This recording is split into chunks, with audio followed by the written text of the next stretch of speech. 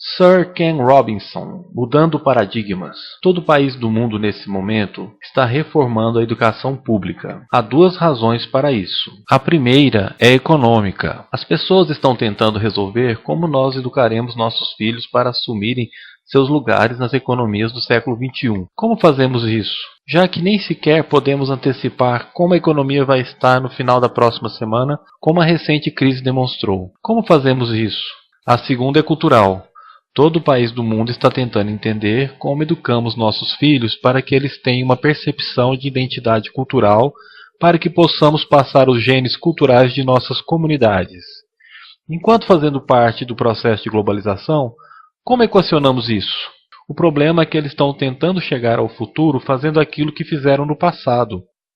E no processo estão alienando milhares de crianças que não veem nenhum propósito em ir para a escola. Quando fomos à escola, éramos mantidos lá com a história de que se você estudasse bastante e obtivesse um diploma universitário, você conseguiria um emprego. Nossos filhos não acreditam nisso. Eles estão certos em não acreditar. É melhor ter um diploma do que não ter nenhum, mas isso não é uma garantia. Particularmente, se o caminho para ele marginalizar a maior parte das coisas que você pensa que são importantes para você. Algumas pessoas dizem que temos que elevar os padrões, se isso representa algum avanço.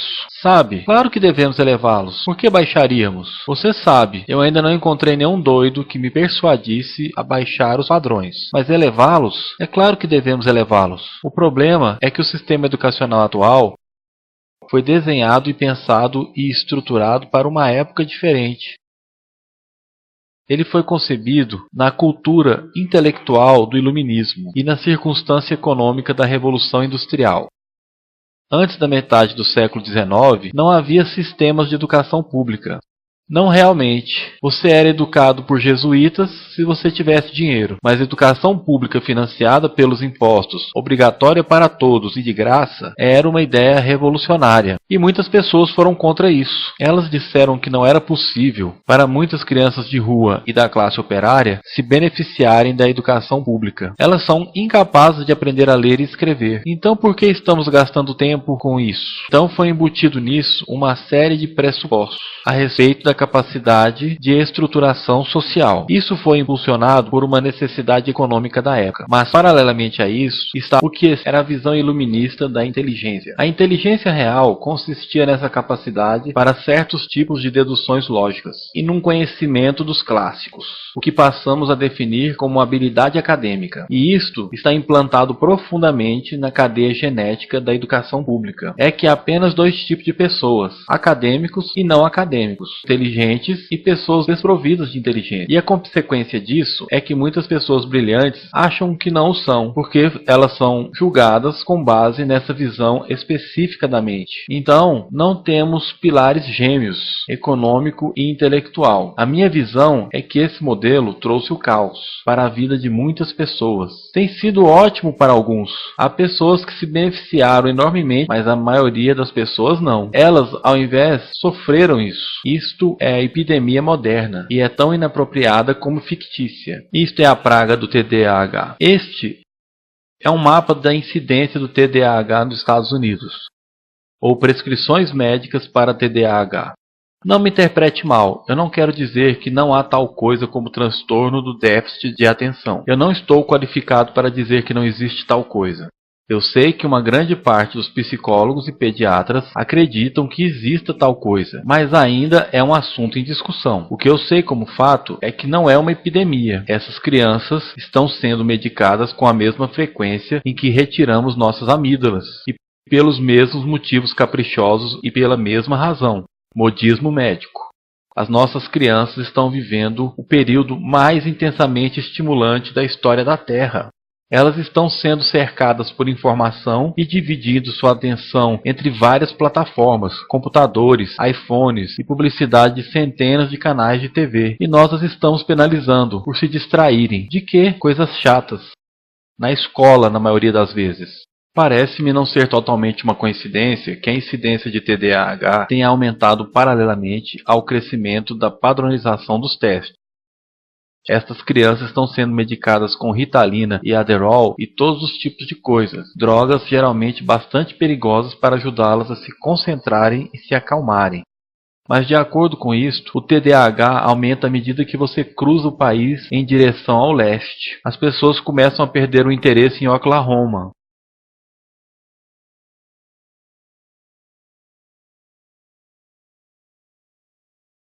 Elas dificilmente conseguem pensar direito em Arkansas. E quando chegam a Washington, já estão completamente perdidas. E eu creio que há razões diferentes para isto.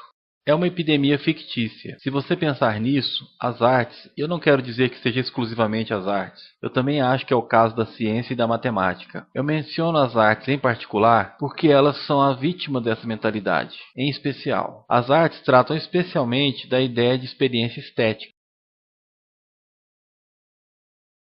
Uma experiência estética é aquela em que os nossos sentidos estão operando na sua capacidade máxima, quando você está presente no momento atual, quando você está vibrando com o entusiasmo desse sentimento que você está experimentando, quando você está plenamente vivo. E anestésico é quando você fecha seus sentidos e se anestesia para o que está acontecendo. E muitas dessas drogas fazem isso. Nós estamos conduzindo nossas crianças na sua educação escolar, anestesiando-as. E eu penso que deveríamos fazer exatamente o contrário. Não devemos colocá-las para dormir, mas sim despertá-las para aquilo que elas têm dentro de si. Mas o modelo que temos é esse. Eu acredito que nós temos um sistema educacional moldado nos interesses da industrialização e na sua imagem. Eu vou dar alguns exemplos. Escolas ainda são organizadas como fábricas, com sinais tocando, diferentes instalações, especializadas em diferentes matérias. Ainda educamos nossas crianças por grupos, as colocamos no sistema por faixa etária. Por que fazemos isso? Porque há essa suposição de que a coisa mais importante que as crianças têm em comum é a idade. É quase como se a coisa mais importante sobre elas fosse a sua data de fabricação. Eu conheço crianças que são muito melhores do que outras crianças da mesma idade em diferentes matérias, ou em diferentes horas do dia, ou melhores em grupos menores do que em grupos maiores, ou às vezes elas querem ficar sozinhas. Se você está interessado no modelo de aprendizado, você não começa por essa mentalidade de linha de produção. Isto é essencialmente sobre normatização, é cada vez mais a respeito disso. Quando você olha o crescimento dos testes padronizados e de currículo escolares padronizado, eu acredito que devemos ir exatamente em direção oposta. Há um excelente estudo feito recentemente sobre o pensamento divergente, publicado há 2 anos.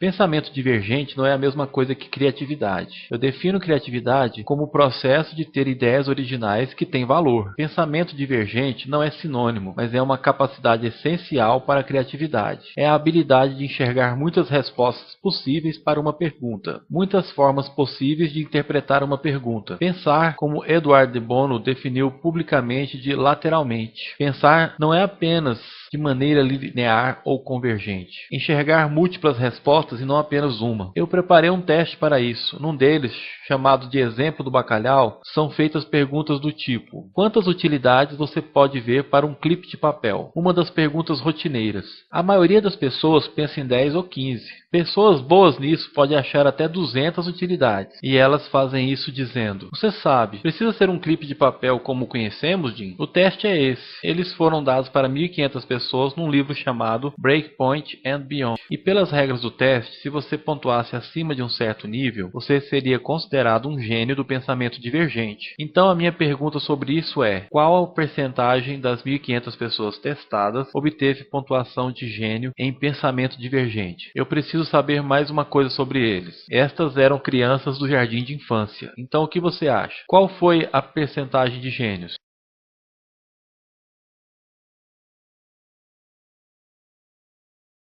80? 80? Ok. 98%. Agora, a questão aqui é que este foi um estudo longitudinal. Então, 5 anos mais tarde, eles retestaram as mesmas crianças, com idades de 8 a 10. O que você acha? 50%? Eles as testaram novamente 5 anos mais tarde, idade de 13 a 15. Você percebe um modismo vindo por aí. Agora, isto nos conta uma história interessante, porque você poderia imaginar que eles estariam indo em outra direção, não é verdade? Você começa não sendo muito bom, mas melhora com a idade.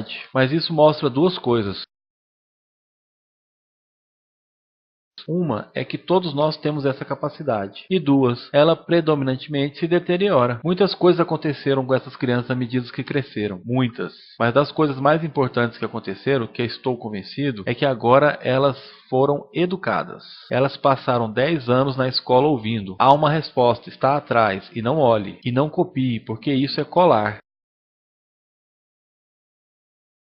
Fora da escola, isso é chamado de colaboração, mas não dentro das escolas. Isso não é porque os professores quisessem que fosse desse jeito. É simplesmente porque acontece dessa maneira. É porque está na cadeia genética da educação. Nós temos que pensar de forma diferente a respeito da capacidade humana. Temos que romper com a concepção antiga de acadêmico e não acadêmico, abstrato, teorético, vocacional, e vê-la pelo que ela realmente é, um mito. Em segundo lugar, temos que reconhecer que o melhor aprendizado acontece em grupos.